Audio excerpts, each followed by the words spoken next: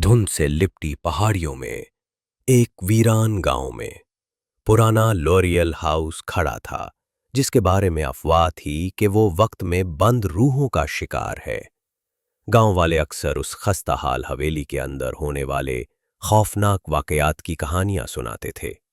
आदिल एक नौजवान जिसने कभी भूत की कहानियों पर मुकम्मल यकीन नहीं किया, उसने एक शाम को घर तलाश करने का फैसला किया।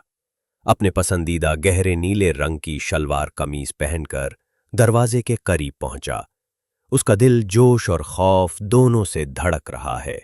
उसने अफसानों को गलत साबित करने का तहिया कर रखा था। अंदर हवा धीमी थी और हर कोने से साए गैर फितरी तौर पर फैलते दिखाई दे रहे थे। जैसे ही उसने दाखिली रास्ते से एहतियात से कदम रखा, आदिल का इस्तकबाल एक ठंडी हवा के झोंके ने किया जो उसकी रूह तक पहुंच रही थी।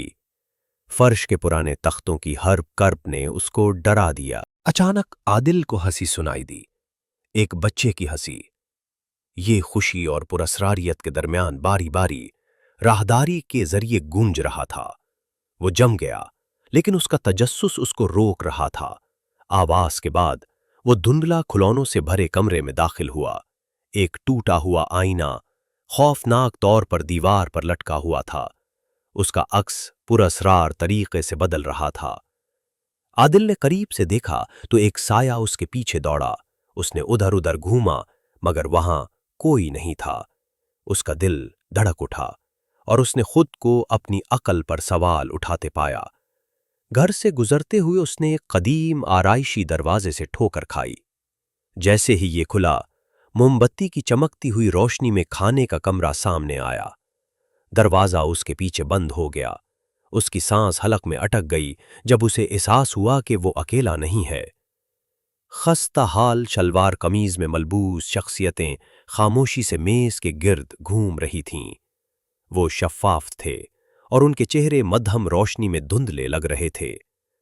आदिल को उनके साथ शामिल होने के लिए एक अजीब मजबूरी महसूस हुई, लेकिन उसने मुजाहमत की। उस जज्बे से लड़ते हुए वो आहिस्ता आहिस्ता पीछे हट गया। पीछे हटते ही एक छोटे से हाथ ने उसके टखने को पकड़ लिया। उसने चीख मारी, पहलू में छलांग लगा दी, लेकिन उसने देखा कि सिर्फ एक बच्चे का खिलौना मासूमियत से जमीन पर पड़ा है। उसका दिमाग चाले खेल रहा था और शक उसे घूर रहा था। आदिल ने बाहर निकलने का रास्ता बनाया। हर कदम भारी महसूस होता था क्योंकि नजरें उसे देख रही थीं। आदिल जैसे ही गेट पर पहुंचा, सरगोशियां एक सोगवार अलविदा में मद्धम हो गईं। घर आने के बाद आह भरी और गांव के राज बरकरार रहे। आदिल के पास सवालात के साथ साथ बगैर किसी नुकसान के वापस लौटने के लिए फतह का एहसास भी था।